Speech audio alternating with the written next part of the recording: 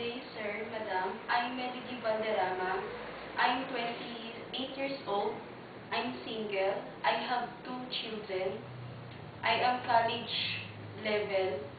I want to work in Hong Kong because I want to earn more money and support my family. Hello, Ms. Valderrama. How are you? I'm fine, ma'am. Thank you.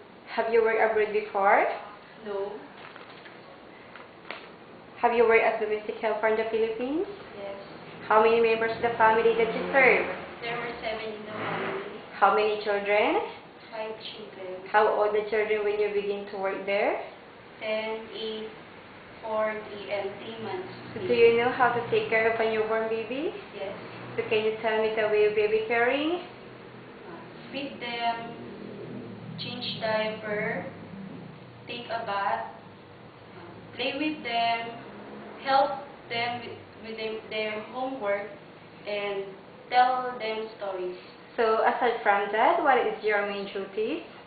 Taking care of the baby and the children, cleaning, washing, and ironing the clothes and cooking.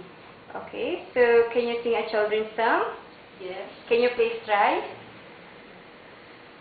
Come, young citizens of the world, we are one, we are one.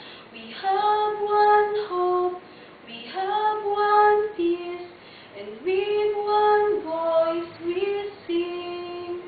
Okay, so do you know how to cook? Yes, What kind of recipe can you cook well? Filipino food.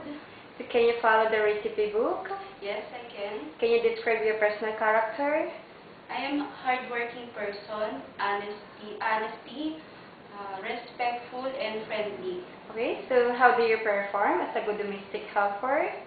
I will follow all the rules and regulations of my employer, and I promise to finish my 2 years contract. Okay, thank you.